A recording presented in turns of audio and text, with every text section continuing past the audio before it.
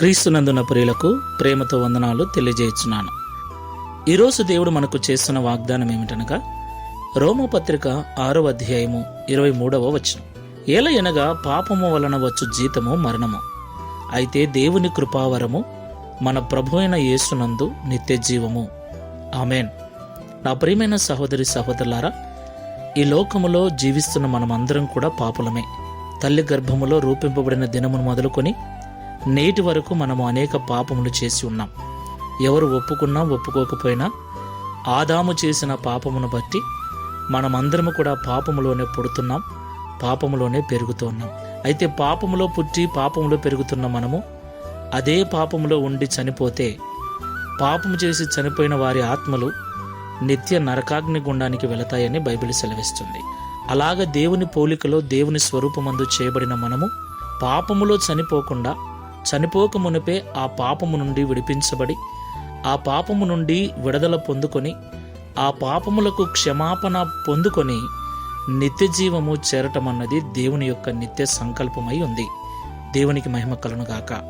ప్రియ సహోదరి సహోదరులారా, ఈరోజు గుడ్ ఫ్రైడే. గుడ్ ఫ్రైడే అంటే శుభ శుక్రవారం, మంచి శుక్రవారం. ఎందుకు ఈ దినం మంచి శుక్రవారం అయింది? అవును, ప్రపంచ మానవాళి పాప విమోచన కొరకు రక్షకుడైన యేసుక్రీస్తు ప్రభుల వారు మరణించాడు గనక, ప్రపంచంలో ఉన్న మానవ జాతిని పాపము నుండి విడిపించి నిత్య జీవానికి వారసులను చేశాడు గనక ఈరోజు మనకు శుభ శుక్రవారం అయింది.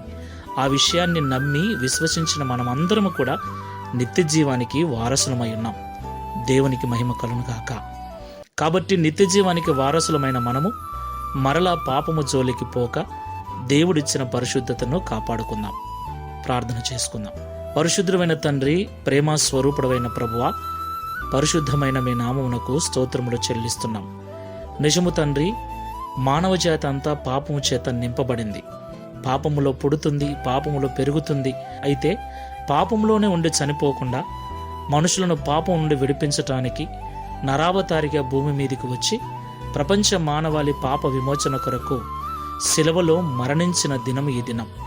ఈ నీ మరణ దినాన్ని శుభ శుక్రవారముగా జరుపుకొనుటకు మాకందరికీ మీరు ఇచ్చినటువంటి విశ్వాసమును బట్టి స్తోత్రాలు. ఈ ప్రార్థనలో ఏకీభవిస్తున్న మేమందరము కూడా మీరు పాపం నుండి విడిపించారు గనక మరలా పాపం అనే దాస్యము కింద చిక్కుబడకుండా, మీరిచ్చిన స్వాతంత్ర్యమును పాపపు కార్యములకు వినియోగించకుండా పరిశుద్ధతను కాపాడుకొనొచ్చు నిత్య జీవము చేరేంత వరకు నమ్మకముగా ఉండుటకు సహాయం చేయమని, ఈ శుభవార్తను ప్రపంచమంతా చాటుటకు విన్నవారందరూ విశ్వసించి మారుమనసు పొందుటకు సహాయం చేయమని యేసు క్రీస్తు వారి నామములో ప్రార్థిస్తున్నాము తండ్రి. Amen. Praise the Lord. God bless you.